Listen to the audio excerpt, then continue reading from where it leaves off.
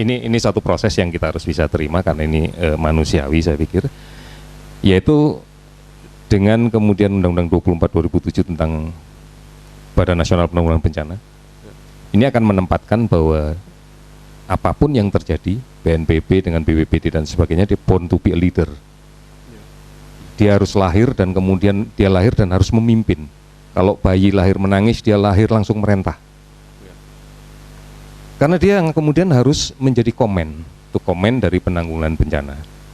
Kemudian dia dibantu dengan sistem klaster dan kesehatan adalah bagian dari sistem itu.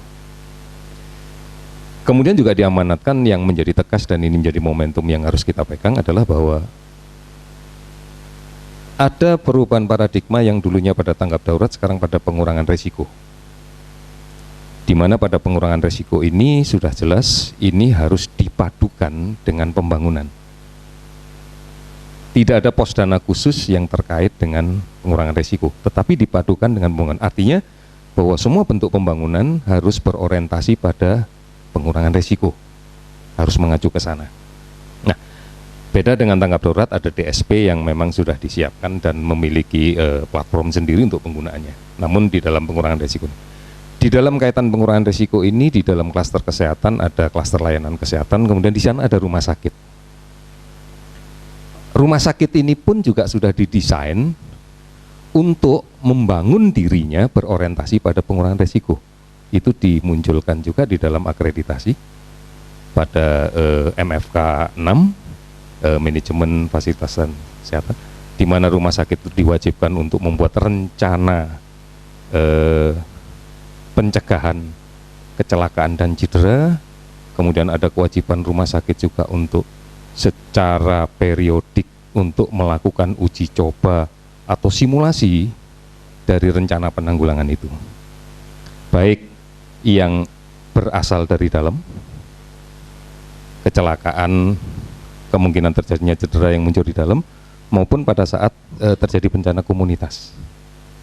Nah, di dalam konteks ini pusat krisis sudah banyak berkomunikasi dengan Dirjen BUK manakala kita berbicara konteks pembangunan rumah sakit, termasuk kemudian dibentuknya jejaring dari tingkat atas rumah sakit nasional, rumah sakit provinsi, rumah sakit kabupaten, puskesmas dan seterusnya ke bawah.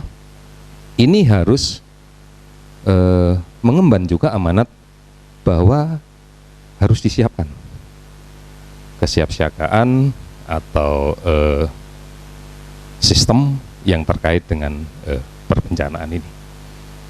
Proses ini tentunya sudah benar di dalam sistem. Oleh karena itu di dalam pelaksanaannya ini yang kemudian ada yang bisa berjalan dengan bagus pada beberapa tempat, ada yang tersendat-sendat tapi keinginannya jelas, ada yang tersendat-sendat karena keinginannya nggak jelas, ada yang lancar karena nggak tahu apa-apa, sehingga tidak merasa untuk punya tanggung jawab dan sebagainya. Inilah sebenarnya yang kita harapkan dari teman-teman sekalian untuk bisa membantu kita untuk mengidentifikasi permasalahan dari masing-masing karakter ini, karena solusinya pasti beda. Kita melihat dari terbitan Indeks Risiko Bencana Indonesia dari BNPB tahun 2013, IRBI, kita menyingkatnya demikian, 2014 belum diterbitkan karena memang penghitungannya belum selesai. Kelihatan sekali bahwa hampir mungkin lebih dari 70% kota kabupaten berada pada risiko tinggi yang disebabkan karena rendahnya kapasitas. Jadi bukan karena hazardnya yang tinggi atau kerentanan masyarakatnya saja atau luasan dampak, tetapi kapasitasnya yang sangat rendah. Dan kapasitas ini adalah sebuah sistem besar, bukan hanya klaster kesehatan. Kapasitas ini sebuah klaster besar yang dalam prabencana itu koordinat BNPB, BPBD, atau pada saat bencana yaitu komen. Inilah yang menjadi titik lemah dari kapasitas kita. Di beberapa tempat ada beberapa kota kabupaten yang alhamdulillah belum punya BNPB. Alhamdulillah. Alhamdulillah, Pak. Tapi sudah tahu ada PNBP tapi belum punya, berarti alhamdulillahnya dikit udah tahu gitu paling tidak. Kemudian ada juga yang sudah punya BNPB tetapi tidak bisa mengoptimalkan karena saya katakan pada beberapa kesempatan ada dalam tanda petik berbisnis dengan bencana. Berbisnis maksudnya adalah bahwa BNPB itu ada jabatan yang punya eselonisasinya, yang kemudian diberikan pada seseorang, yang penting eselonisasinya dapat tapi pekerjaannya nggak tahu. Ini cukup banyak juga. Ada yang juga karena ketidaktahuan. Kita sudah banyak berkomunikasi dengan BNPB dalam kaitan ini untuk melihat ini, tapi meskipun kita tahu bahwa BNPB sendiri juga tidak merasa bahwa punya benang merah dengan BPBD terkait dengan otonomi.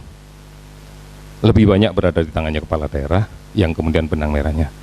Dan ini pada saat tanggap darurat terlihat sekali ada beberapa kota, kabupaten, provinsi yang dalam tanda petik sebenarnya sangat mampu, tapi manakala ada bencana yang simpel saja, kebakaran, asap, beli masker aja nggak bisa. Saya harus minta pusat.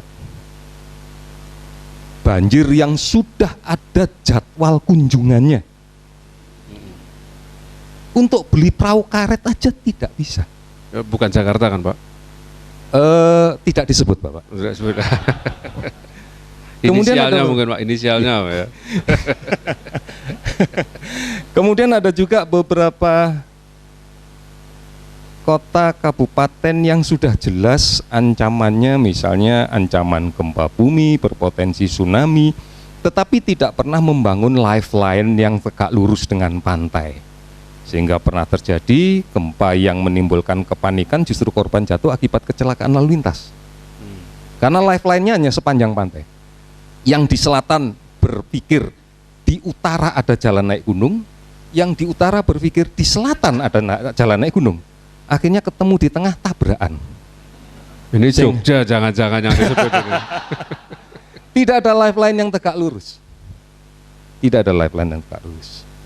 Kemudian juga ada satu daerah yang memang bahwa pada saat bencana-bencana rutin itu muncul akibat iklim, kekeringan, atau kemudian bencana-bencana banjir, yang sudah tahu bahwa di daerah itu pasti nanti akan menjadi daerah yang terdampak langsung, dan kemudian penduduknya harusnya jawabannya cuma satu, dipindahkan menuju ke desa lain yang tidak terdampak langsung. Tapi pembangunan penyiapan ini justru bukan pada desa yang nantinya akan jadi sandaran pengungsian, tapi di desa yang nantinya akan terdampak, sehingga kemudian pembangunan itu diperbaiki semuanya, begitu banjir ya ditinggal. Ya. Artinya kami masih sangat membutuhkan cara upaya yang tentunya berbasis pada masalah masing-masing terkait dengan memberikan advokasi kepada pemerintah daerah untuk menyadari bahwa pengurangan resiko itu adalah bagian yang harus dipikirkan dalam setiap pembangunan. Demikian juga untuk rumah sakit. Jadi kita berharap bahwa rumah sakit itu bisa terakreditasi, karena ini salah satu instrumen kontrol yang tertulisnya. Kemudian dia melakukan kepatuhan terhadap ketentuan dari MFK 66.1 yang terkait dengan keselamatan, fasilitas dan keselamatan. Inilah yang kemudian kita bisa pakai sebagai langkah untuk audit. Kita tidak memungkinkan untuk membuat ini terlepas dari akreditasi secara utuh, karena di dalam kaitan dengan ini membutuhkan sarana prasarana maupun SDM yang sudah disiapkan. Ini yang menjadi kendala kita, dan kami berharap bahwa kita bisa bersama-sama untuk mencari, menemukan bagaimana cara yang terbaik untuk memperbaiki ini. Nah, ini yang menarik tadi, IRBI itu 75% berarti Pak ya, dari kabupaten kota yang ada di Indonesia itu nilainya tinggi, berarti resikonya tinggi. Bu Bella di mana ya Bu Bella? Ya sudah ke Jakarta. Kira-kira terpakai tidak Pak itu HDP itu untuk panduan dalam menghadapi bencana? Salah satu yang kita lihat dan kemudian kita mencoba untuk melihat langsung baik secara tertulis maupun di dalam aplikasinya adalah evaluasinya, betul Pak ya. Adalah Rumah Sakit Sanglah. Sanglah di Bali. Rumah Sakit Sanglah. Rumah Sakit Sanglah ini karena pernah menjadi bagian dari bencana itu sendiri pada waktu bom Bali dan sebagainya. Kemudian juga Rumah Sakit Mataram karena pernah kebakar juga. Mereka membuat sebuah sistem yang kemudian bisa beroperasional dengan baik karena memang betul-betul dihayati oleh seluruhnya. Dia pernah mengalami, dia pernah secara langsung juga menerima itu, baik bencana komunitas artinya dari luar rumah sakit ataupun yang secara internal sendiri. Kita lihat bahwa sangat-sangat bermanfaat manakala rumah sakit itu sudah bisa mengaplikasikannya dengan baik. Karena kita sendiri tidak bisa memaksakan rumah sakit harus bisa seperti itu dengan dikasih pengalaman. Data kita di 2014 korban bencana yang sampai penanganannya harus rumah sakit sangat kecil persentasenya. Sangat kecil dan kemudian itu pun tidak sampai dengan harus menerapkan, mengaplikasikan yang ketentuan-ketentuan rumah sakit yang seperti ini. Karena bencananya seperti Banjarnegara yang masuk rumah sakit juga tidak banyak. Semuanya akan banyak selesai di pre-hospital. Menurut Pak Laksono gimana nih Pak kira-kira? Apakah yang daerah IRBI tadi akan jadi fokus PKMK terutama untuk penanganan bencana?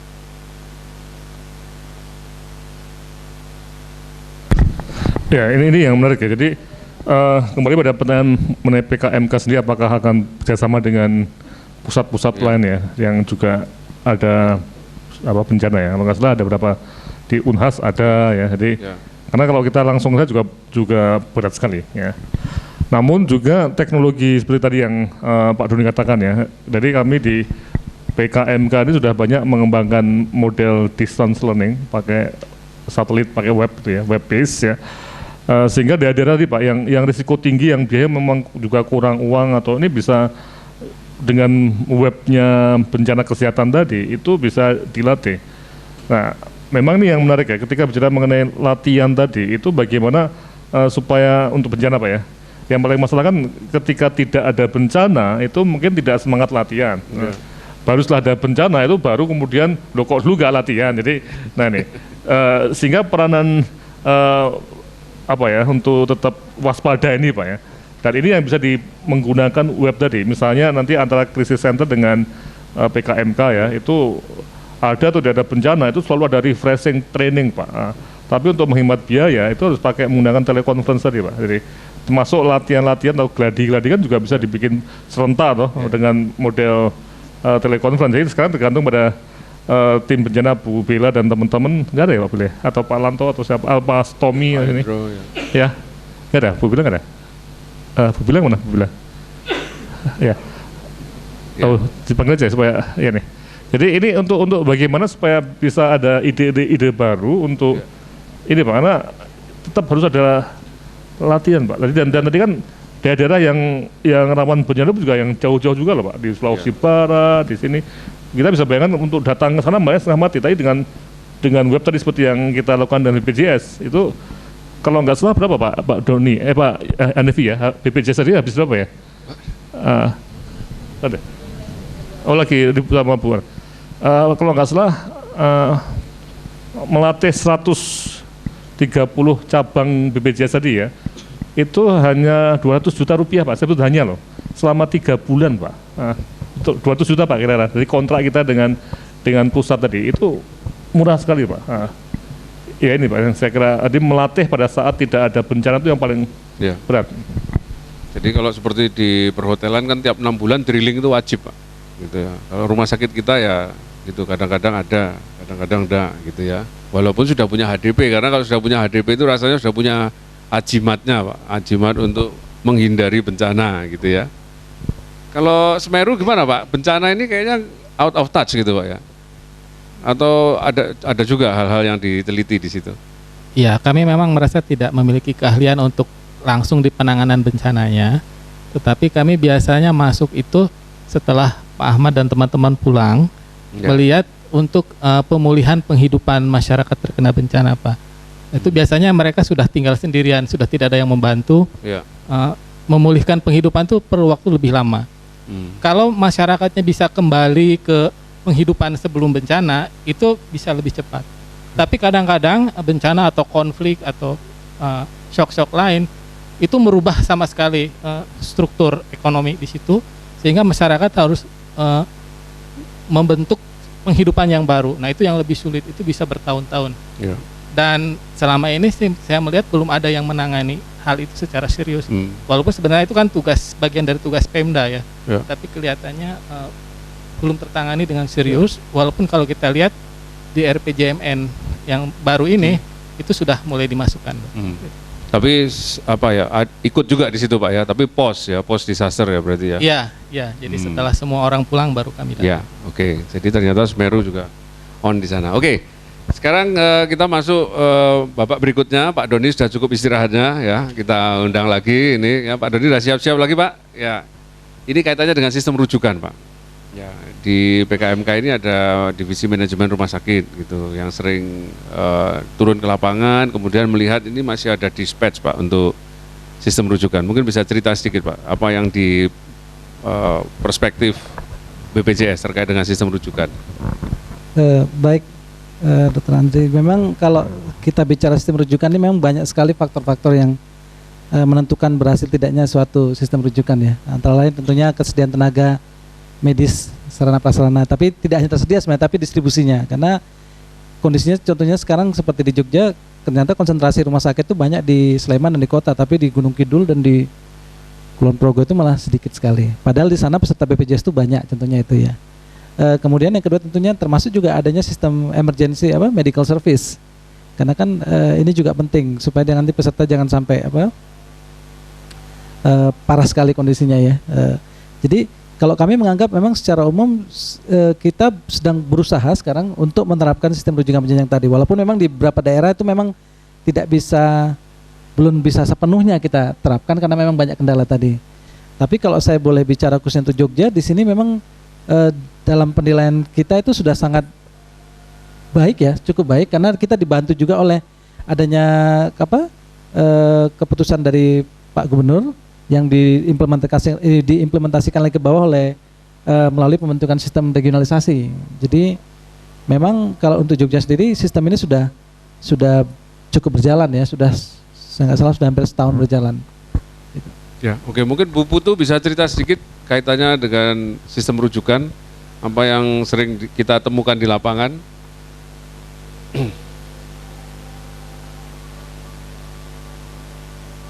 Ya, terima kasih atas kesempatannya Pak Andre. Jadi pengalaman saja dari yang sering kami kunjungi itu di NTT misalnya contohnya Pak ya. Di sana itu Kemenkes kan sudah membagi daerah-daerah rujukan. Ada rumah sakit rujukan provinsi, ada rujukan kepulauan dan ada rujukan nasional.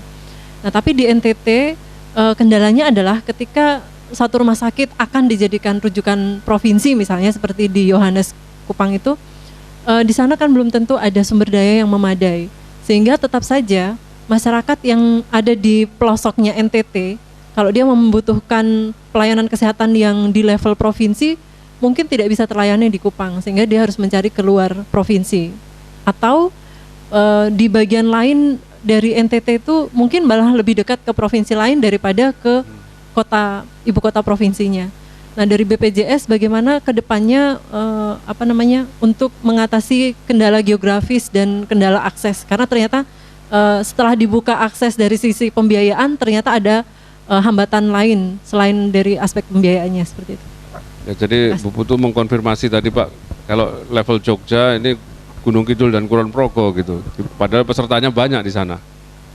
Ya, baik Dokter. Jadi secara umum kan yang paling penting mungkin yang bersama-sama kita harus maklumi bahwa BPJS kan bukan segalanya ya, bukan we are not everything.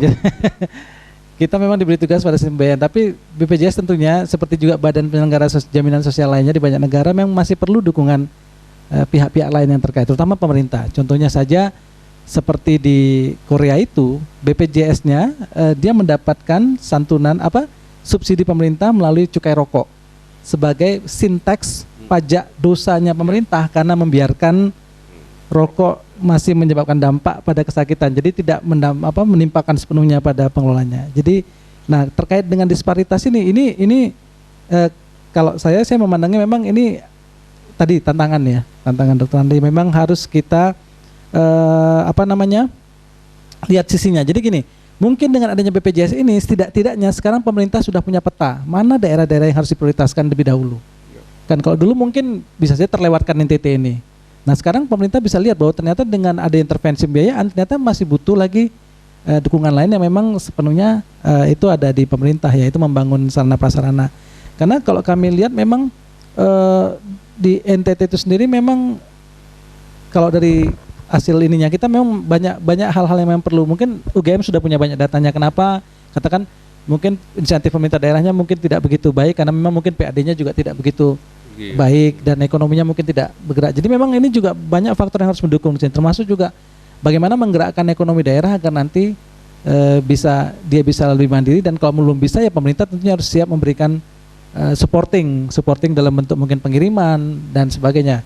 Kalau di BPJS sendiri ruang lingkup yang bisa kami lakukan adalah kalau saya nggak salah di Perpres 111 itu diamanahkan bahwa BPJS bisa memberikan kompensasi. Jadi kalau memang kompensasi ini nanti katakan ada peserta yang oleh karena suatu sebab dia berobat ke daerah lain karena ketiadaan tenaga, itu bisa diberikan kompensasi dalam bentuk katakan pengiriman tenaga medis yang nanti kita bisa biaya bersama antara BPJS katakan dengan kementerian atau dengan Pemda setempat. Jadi itu memang, tapi tentunya ini kan tidak bisa terus-menerus seperti ini. Harusnya tahun ini juga pemerintah sudah punya peta, dan saya rasa pemerintah sudah mulai ada petanya. Kalau saya Bu Puan kemarin udah ngomong bahwa dia akan membangun berapa rumah sakit, saya nggak salah di daerah-daerah seperti ini. Saya nggak tahu nanti di Kemkes mungkin Pak Ahmad bisa lebih detailnya prioritasnya. Tapi itu kalau kami memandang bahwa dengan adanya ini adalah jadi salah satu terobosan untuk melihat sebenarnya daerah mana sih yang paling butuh gitu ya. Kalau selama ini mungkin kita hanya masukannya dari alokasi RAT-nya masing-masing, rencana anggaran tahunannya masing-masing daerah, jauh kami butuh ini. Ternyata kalau kita lihat belum tentu juga dia butuh itu. Ternyata yang dengan ini mudah-mudahan kita bisa melihat lebih jelas itu. Gitu. Oke Pak Doni. Kalau dari Semeru gimana Pak untuk mengurangi disparity ini? Apa ada pengalaman untuk membisiki Pemda-Pemda gitu supaya mereka membangun hal yang penting gitu, selain infrastruktur jalan tapi juga pelayanan kesehatan? Mungkin ini tidak berkaitan langsung dengan sistem rujukan, tetapi kami menemukan dari beberapa studi yang kami lakukan, khususnya untuk penduduk miskin ya, yang di daerah-daerah yang jauh dari rumah sakit kabupaten misalnya. Setelah mereka dirujuk oleh puskesmas untuk ke rumah sakit, mereka memutuskan untuk tidak pergi, walaupun biaya rumah sakitnya sendiri di cover ya, tapi mereka tidak bisa pergi. Setelah kami tanya alasannya apa, ternyata karena kalau mereka pergi ke rumah sakit kemudian harus diantar, artinya yang mengantar itu tidak bisa bekerja, kemudian keluarga itu akan tidak makan. Nah, ini menyebabkan kemudian beberapa orang yang sakit walaupun dia sudah ditangani di level pertama tidak bisa naik ke level berikutnya, itu karena masalah non medis ya, masalah penghidupan. Yang pertama untuk perginya sendiri perlu biaya, yang kedua opportunity cost dari pergi ke rumah sakit itu tidak ada yang mengcover. Saya tidak tahu apakah ini bagian tugas dari BPJS atau bukan, tapi yang jelas ini masih menjadi persoalan untuk penduduk miskin, itu yang kami temukan. Jadi kompensasi tadi tidak semata-mata karena direct cost-nya Pak ya, tapi opportunity cost-nya juga mereka perhitungkan. Pak Laksono mungkin yang sering cerita juga kita PKMK tentang kompensasi, kita sudah sering diseminasi mengenai isu ini. Ya, jadi kalau kita lihat yang Pak Asep juga Pak Doni ya, untuk rujukan ini memang ini yang menarik, kita harus betul detail ya, tidak hanya rujukan yang gambar besarnya saja. Nah, untuk itu memang kami tadi yang tadi pagi juga saya bilang pada Prof. Ut ya, sebentar. Ya, jadi dalam konteks tadi detailnya tadi ya, ini kita harus masuk pada mungkin rujukan apa ya. Nah, ini yang sedang dibahas oleh Bu Zainab dan teman-teman ya. Misalnya KIA Pak ya, rujukan KIA ya. Nah, ini misalnya untuk ibu-ibu yang sudah ditemukan risiko tinggi di lapangan ya. Kemudian dia miskin tadi. Nah, ini tentunya ketika bicara mengenai bagaimana supaya pada hari hanya itu ibu itu bisa masuk rumah sakit dan diseksio, itu harus dikelola oleh dinas kesehatan ataupun oleh sistem tadi. Termasuk tadi yang Pak Asep katakan ya, apakah keluarga yang menunggu ya. Jadi ini kita sedang di beberapa kabupaten sedang kita coba Pak. Pasien yang miskin yang risiko tinggi tadi perlu dijemput oleh ambulans, oleh pemerintah ya. Pada hari hanya kemudian di seksio, ditunggui oleh keluarganya yang juga mungkin didanai oleh kabupaten tadi. Karena BPJS tidak mendanai keluarga tuh Pak, enggak ya? Tadi betul Pak, ini kalau tidak ada dana untuk keluarganya, untuk makan, tempat tinggal itu nggak bisa jalan. Nah oleh karena itu manual rujukan tadi, itu selain berbasis penyakit atau KIA atau nanti stroke, kita lagi mau mungkin stroke, makanya nanti hari Jumat jam 10 ya, itu mohon datang ya di pertemuan ini ya. Kita mengundang klinisi untuk seperti ini yang stroke ini masalah besar Pak Doni ya.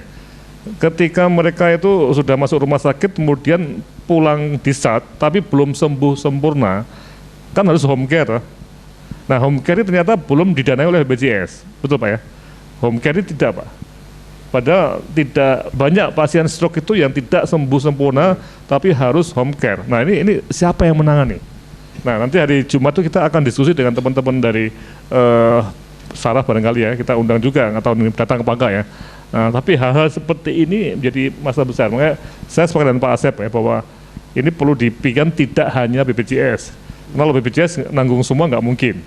Tapi kalau misalnya untuk tadi yang makan minum keluarga di rumah sakit itu mungkin RSUD-nya itu bisa membuat ini berapa kita himbau ya, misalnya dapur rumah sakit kasih kiri itu ya, kiri itu kupon ya untuk makan siang. Voucher Pak, bahasa agak tingginya voucher Pak. Voucher ya. Voucher. Ya.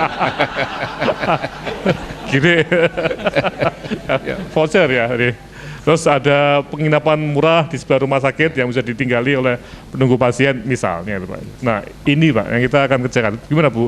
Setup sudah sampai seberapa jauh Pak dengan BPJS itu apa komunikasinya sudah mengundang BPJS? Pak Doni, jadi memang ini kami sangat membutuhkan dukungan ya untuk melihat secara keseluruhan, karena selama ini kan yang kita urusan pembiayaan itu kan selalu pelayanan klinisnya, BPJS pelayanan klinis, Pemda pelayanan klinis, apapun yang membiayai pelayanan klinis, belum ada yang memikirkan bagaimana tadi ya, bagaimana untuk makan minumnya, bagaimana untuk transportasi dan sebagainya dan keluarganya. Ini memang yang sedang kita selalu kita bicarakan, tapi belum ada jalan keluar. Nah harapan kami dan ini kami mohon mulai tahun ini kami tim diskusi kami nanti akan melibatkan BPJS ya dalam manual rujukan, karena banyak sekali hal-hal yang memang harus kita perbaiki ya. Salah satu masalah pembiayaan. Jadi mungkin nanti BPJS bisa mendorong pemerintah daerah. Jadi uang yang ada di pemerintah daerah itu nggak usah klinisnya, tetapi untuk pendukung, nah gitu. Jadi ada pembagian tugas, karena udah ada BPJS yang untuk urusan klinis. Kemudian kedua Pak, ini kebetulan kan maternal neonatal yang saya bahas, untuk masalah jenjang rujukan. Ya kalau di BPJS kan rumah sakit ini ke sini sesuai dengan kelasnya. Nah tapi kalau di maternal neonatal kami memakai Ponet dan Ponek. Nah, jadi sebuah rumah sakit mungkin aja karena kita mengharapkan langsung ke Ponek kalau Ponetnya tidak mampu, padahal mungkin bukan alur rujukannya. Nah, jadi ini mungkin kami mohon ini untuk ke depan kita berdiskusi banyak untuk memecahkan hal-hal yang sangat spesifik. Begitu Pak, terima kasih. Ya terima kasih Bu Nur, tapi sebelum dijawab Pak Doni kita undang Bu Tiara dulu. Gimana temuan di lapangannya terkait dengan KIA tadi? Silakan Bu Tiara. Oh ya, selamat siang Bapak Ibu. Perkenalkan nama saya Tiara Martias. Terima kasih Pak Andre. Saya dari Divisi Kebijakan Kesehatan Masyarakat. Memang betul Pak, seperti yang Bu Zainab bilang, dari dulu kita berusaha mendetailkan siapa-siapa saja yang harusnya bisa mengcover opportunity cost ini. Ya selain BPJS, mungkin BPJS terlalu menjadi sorotan. Jadinya jangan semua-muanya BPJS sebetulnya.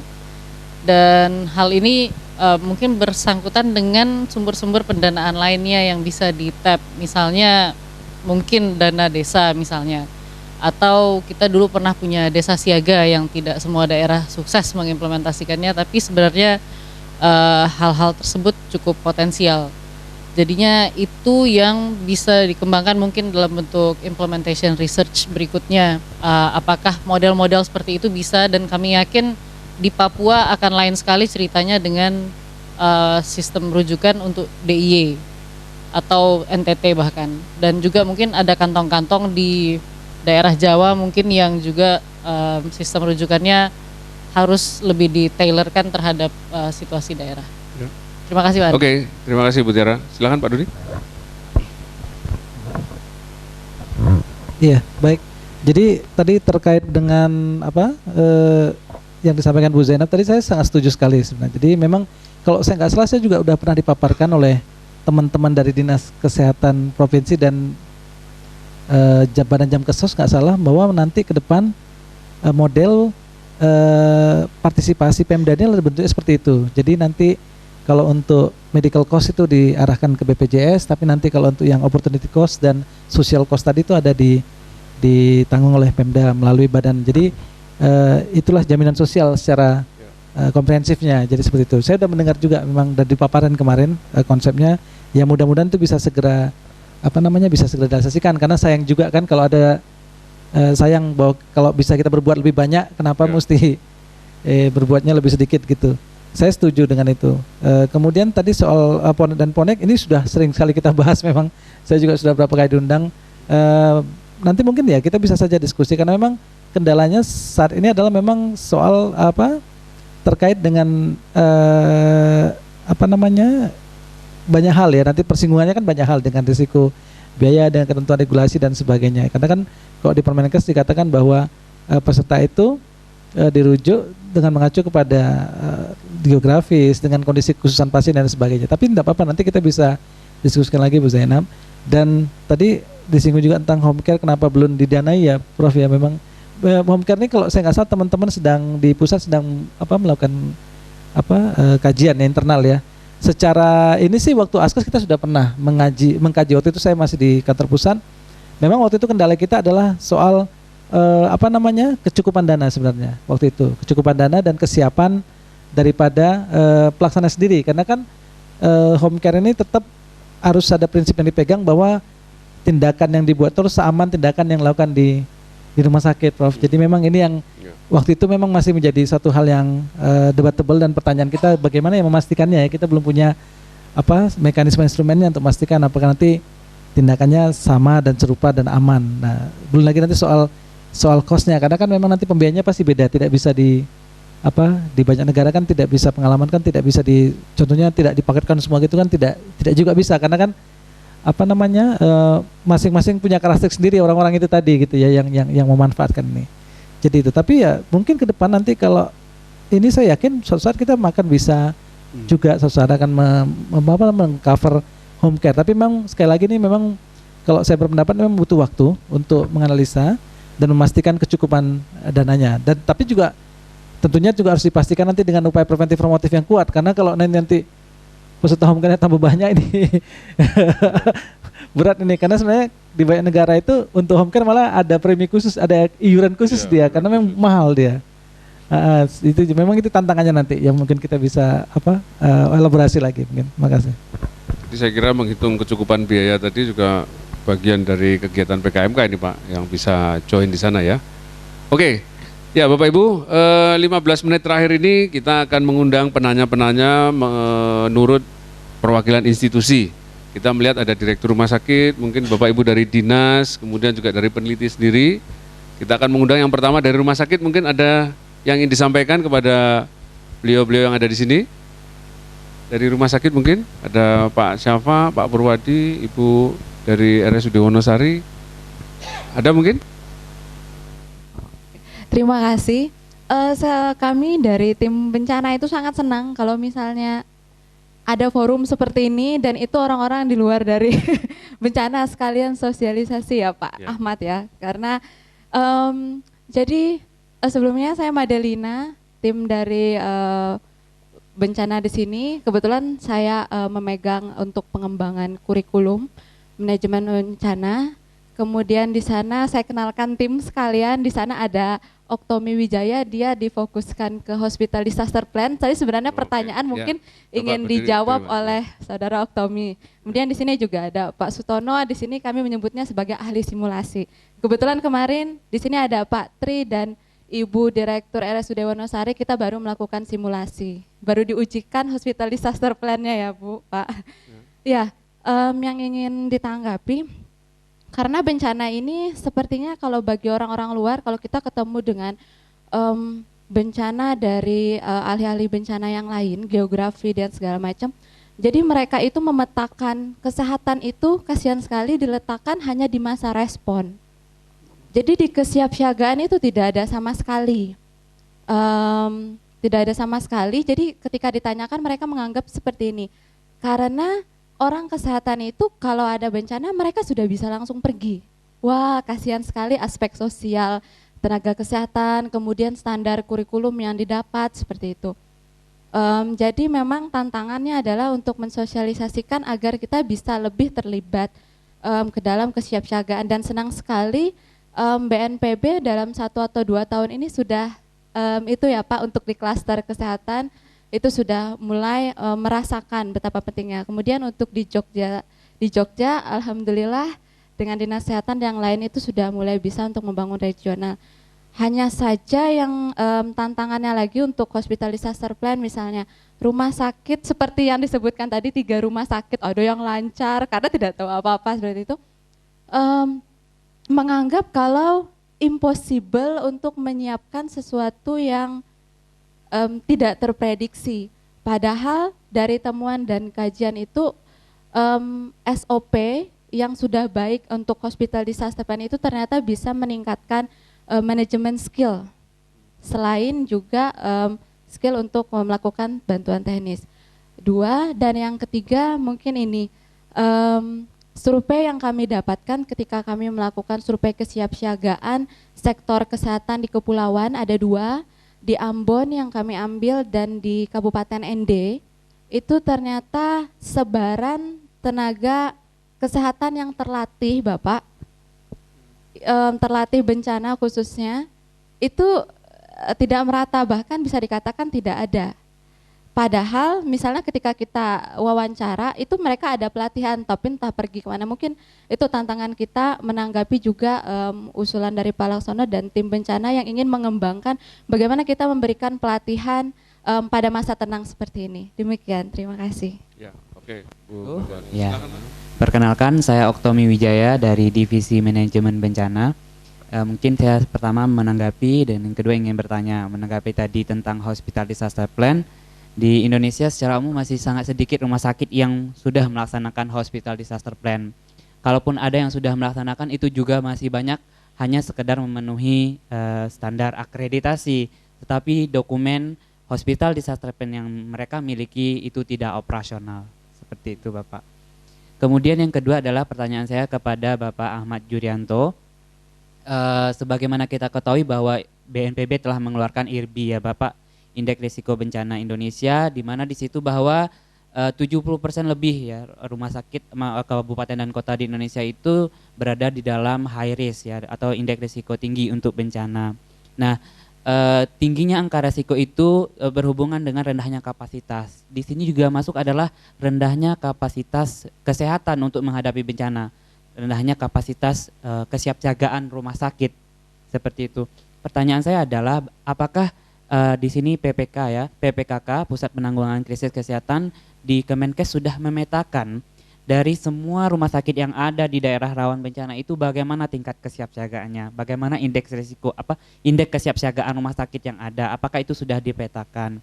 Kemudian terkait dengan tingginya tadi itu berhubungan dengan kapasitas, apa saja upaya yang sudah dilakukan oleh PPKK untuk meningkatkan kesiapsiagaan sektor kesehatan atau rumah sakit untuk supaya siap dalam bencana. Kemudian pertanyaan yang ketiga adalah kita kemarin terlibat untuk penelitian kesiapsiagaan di pulau terkecil dan pulau terluar seperti itu, dan untuk kasus di pulau-pulau kecil dan pulau terluar bahwa kesiapsiagaan sektor kesehatan ini sangat penting, terutama adalah untuk primer seperti puskesmas, karena apabila terjadi suatu kecelakaan, suatu terjadi bencana di daerah kecil, maka dia harus bisa bertahan sebelum bantuan datang keluar. Artinya yang di daerah pulau terkecil, layanan primer seperti puskesmas untuk bencana sangat dibutuhkan. Nah, pertanyaan saya adalah bagaimana upaya yang dilakukan oleh PPKK untuk pengembangan kesiapsiagaan itu tidak hanya sebatas rumah sakit, tapi juga dimulai dari puskesmas untuk daerah-daerah terpencil dan daerah terluar. Seperti itu, terima kasih. Assalamualaikum warahmatullahi wabarakatuh. Baik, terima kasih. Mungkin kita harus memahami suatu proses yang kenapa itu menjadi permasalahan sekarang. Sebelum adanya BNPB, setiap kali ada bencana, kesehatan pasti akan tampil duluan. Dan kita memperlihatkan pekerjaan nyata pada saat penanggulangan. Inilah yang kemudian menyebabkan kita tua ilmu, tua pengalaman. Tetapi begitu regulasi muncul BNPB, Born to be a Leader, di mana dia bayi yang lahir tidak boleh nangis tapi harus main perintah, takut dengan kita. Takut dengan kesehatan yang dalam tanda petik sudah menang ilmu, menang tua. Dan yang lebih memprihatinkan, kadang-kadang kita merasa tidak terlalu menganggap adanya BNPB. Sehingga dengan gagah beraninya kita tampil.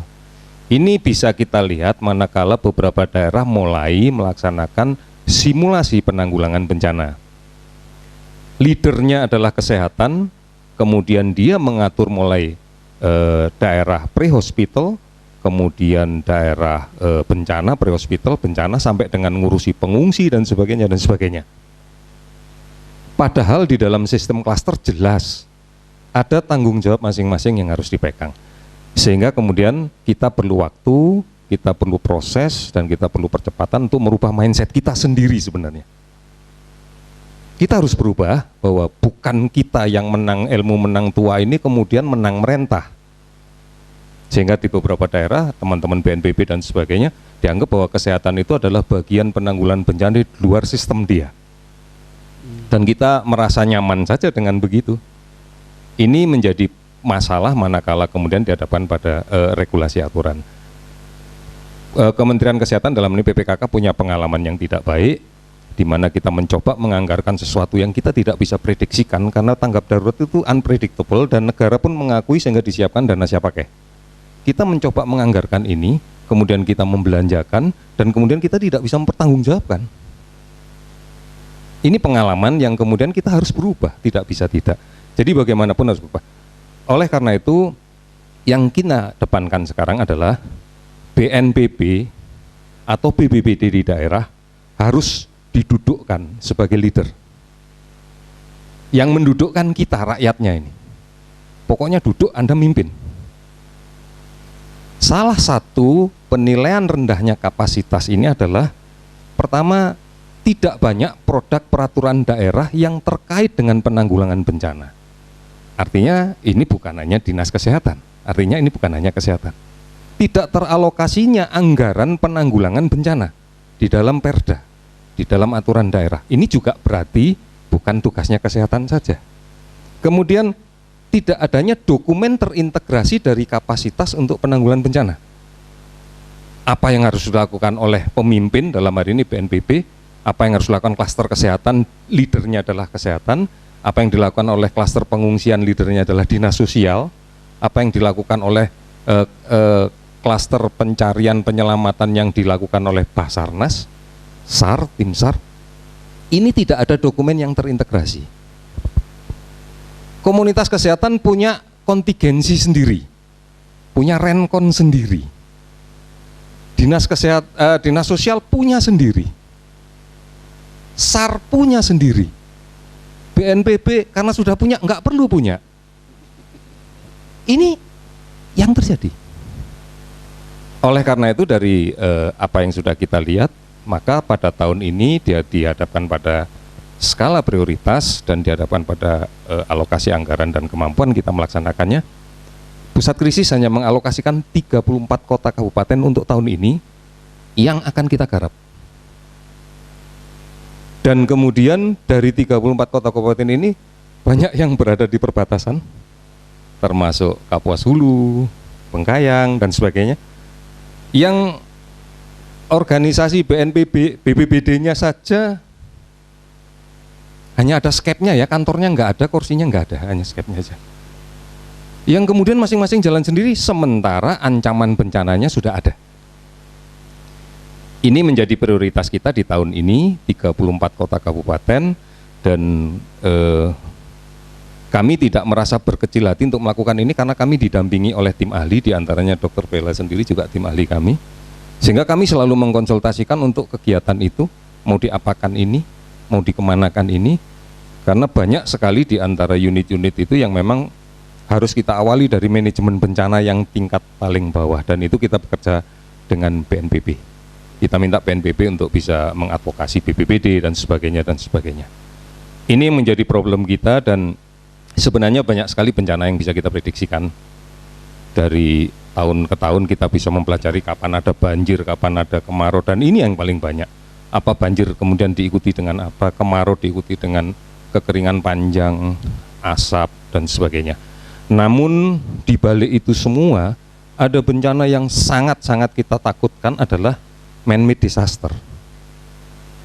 Ini yang kami minta juga membutuhkan teman-teman dari peneliti dan sebagainya untuk bersama-sama kita lihat.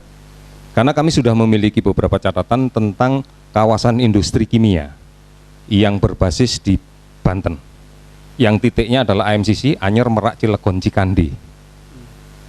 Itu ada 600.000 ton bahan kimia beracun berbahaya yang ada di sana.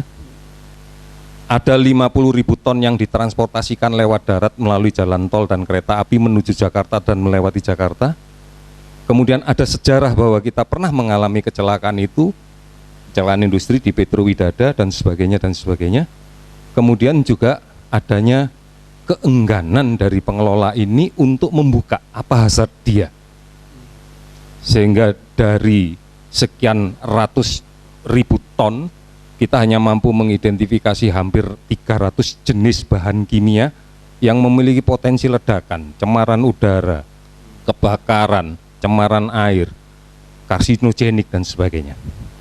Ini pernah kita coba kepada TNI yang ada di sana untuk mencoba mensimulasikan ini. Ada bencana alam gempa bumi disertai kolapsnya struktur pabrik dan kemudian ada kerusakan dan cemaran udara dari bahan kimia. Kita berhitung dengan BNPB, dengan BMG, arah angin 7 knot tenggara. Artinya dalam 2 jam kota Serang harus kosong. Ternyata tidak ada kesanggupan mengosongkan kota Serang dalam 2 jam. BMKG kita suruh ngerubah anginnya, dirubah saja anginnya. Arah angin dirubah ke barat daya, Lampung, Bakahuni dalam waktu sekian jam harus diungsikan. Kaget juga akhirnya diputuskan angin tidak bertiup, selesai latihan itu. Inilah bahwa kemudian ketakutan kita terhadap bencana akhirnya dikompromikan dengan cara ya sudah pura-pura nggak ada bencana deh. Ini yang menjadi sesuatu yang kita harus rubah. Kita harus akrab hidup dengan bencana. Tidak mungkin tidak. Man-made disaster ancamannya menjadi lebih besar. Kita punya pengalaman dengan kecelakaan transportasi yang cukup besar. Kita pernah punya pengalaman di Polonia pesawat gagal take off. Kita punya pengalaman Hercules gagal take off mendarat di Kampung Condet. Dan seterusnya dan seterusnya dan seterusnya. Tidak ada sebuah yang menggaransi bahwa apapun perilaku manusia, teknologi itu zero betul-betul zero garansi, itu nggak ada. BPBD inilah yang kemudian juga harus memberdayakan regional dia, bagaimana kepulauan terpencil yang sendiri dan sebagainya harus dipetakan, karena dia leader kita. Jadi memang sulit kalau hanya berharap dari pusat krisis. Kami berharap bahwa setahun tidak 365 hari, mungkin 700 hari atau dan sebagainya, bulan sampai bulan 25, biar kita dalam satu program itu bisa menyelesaikan, tapi nyatanya tidak seperti itu. Oke. Terima kasih.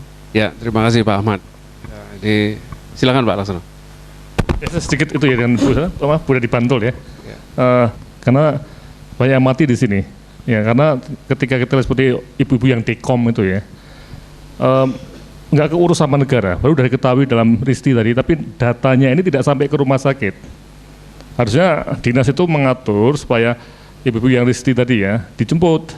Dan rumah sakit sudah tahu bahwa tanggal misalnya bulan depan tanggal 10 Maret itu akan ada ibu-ibu jumlahnya segini, ini untuk dioperasi seksiu. Ya. Nah, kemudian yang kedua, bidan jangan kebanyakan urusan Bu. Jadi seperti yang ibu-ibu yang abnormal tadi, yang risiko itu bukan urusan di bidan, itu harusnya dokter umum yang nangani, yang merawat tadi di puskesmas tadi. Bidan harus fokus pada persalinan normal aja, jangan ngurusi yang tadi, ya ini. Nah, ini semua ada di manual Bu, di manual yang kita susun. Nah ini menarik sekali lagi dalam konteks hubungan antara kita perguruan tinggi dengan kabupaten kota Bu ya. Nah kita melihat ada beberapa kabupaten kota itu yang tidak hirau pada masukan-masukan dari kami Pak Bu ya. Jadi ada atau tidak manual ya pokoknya kita jalan terus kok, kita ada SPM sendiri, jadi tidak memperhatikan inovasi-inovasi ya. Tapi ada juga kabupaten kota itu yang sangat wah antusias sekali, wah ini Pak Lason ini bagus sekali, kita coba boleh nggak di sini? Boleh, ya monggo mari kita coba sama-sama. Nah, tapi ini belum ada penelitian ya, apakah yang kabupaten kota yang sangat interest pada inovasi baru tadi Bu, itu turun kematian ibunya. Sementara kabupaten kota yang ya kayak Bantul itu kok saya lihat kok naik terus Bu. Jadi itu yang saya agak takut betul, jangan-jangan Bantul termasuk itu kelompok kabupaten yang enggan ada pembaruan. Pokoknya ada SPM ya itu terus sejak zaman dulu ya itu terus bidan itu terus Bu ya.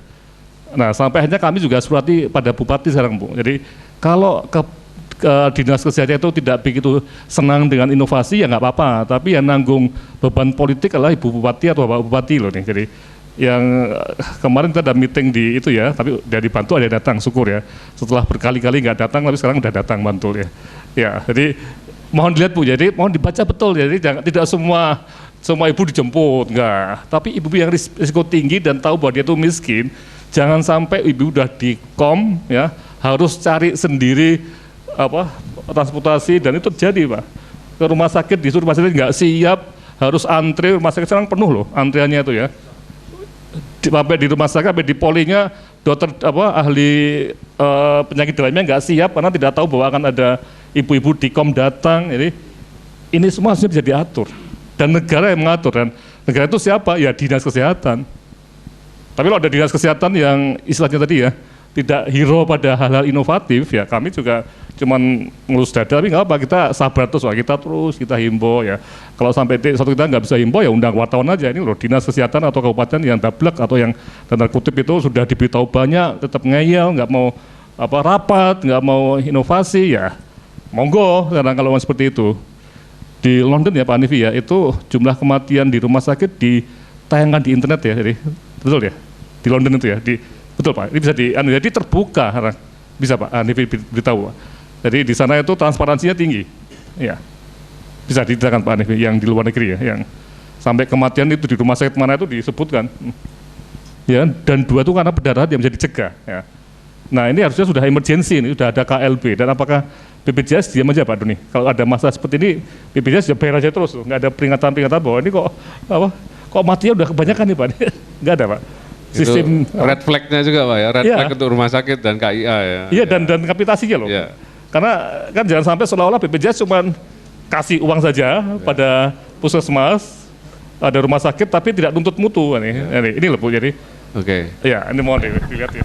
Ya, terima kasih Bapak dan Ibu. Jadi ini kita melihat perjalanan diskusi yang sangat menarik, sangat penelitian ini bisa memberikan kontribusi. Baik, untuk mengakhiri kami mohon kepada para pembicara untuk menyampaikan concluding remarks, tapi jangan panjang-panjang Pak, sedikit saja, dan diakhiri dengan ucapan selamat ulang tahun untuk PKMK. Ya, tolong di shoot ya Mas ya, satu-satu. Ya, ya. Mulai dari Pak Doni dulu mungkin ya. Ya, ini sesuai dengan anunya Pak, argo bicaranya Pak. Ya banyak tadi ya, silakan Pak. Ya. Baik, jadi mungkin kalau dari kami selaku pengelola, kami tentunya berharap agar semua pihak tentunya bisa bergandeng tangan dalam dalam mensukseskan dan menjaga sustainabilitas program ini. Karena terus terang kalau BPS sendiri itu tidak akan mampu. Ya. Kita sangat membutuhkan peran semua pihak, akademisi, rumah sakit, dokter, perawat, kita butuh semuanya. Jadi kita bukan lone ranger yang bisa cuma sama Tonto Indian itu saja, tapi tidak butuh orang semuanya.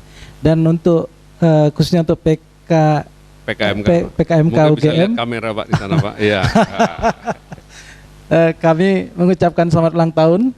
Mudah-mudahan ke depan PKMK lebih jaya lagi dan lebih banyak bisa menelurkan pemikir-pemikir yang inovatif dan juga berbagai program yang tentunya bisa kita implementasikan dan bisa kita gunakan untuk meningkatkan kesejahteraan bangsa ini. Terima kasih. Amin. Kita beri aplaus dulu untuk Pak Doni.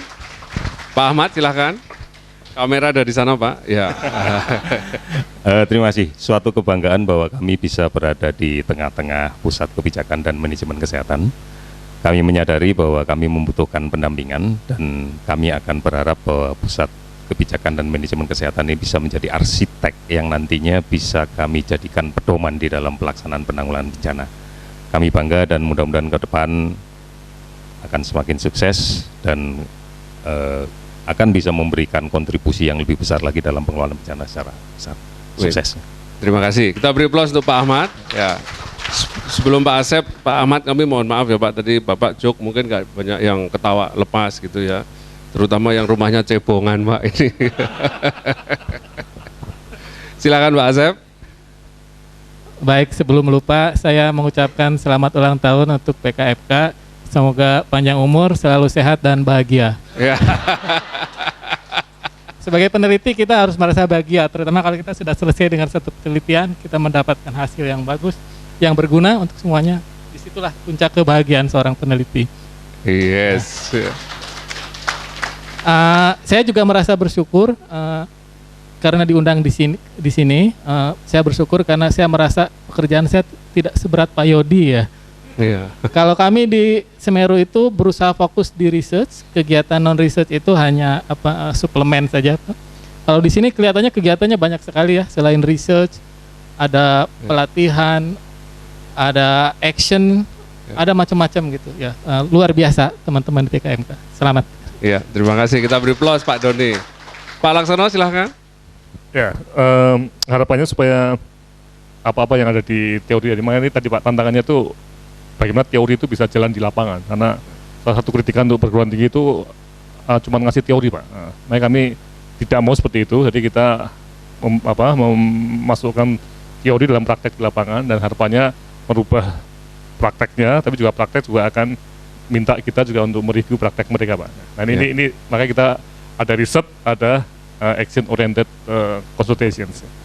Dan untuk PMK yang ulang tahun ke-17 PKMK Pak, maaf Pak. Ya, PKMK. Ya. Karena di shoot Pak harus tepat ya. Ya. Setuju itu saya tuh cuma mau ngetes Pak Andri. Apakah dia tahu kesalahan saya? Ternyata masih bagus. Jadi tidak perlu diberi spa otak Pak. Ya. Oke.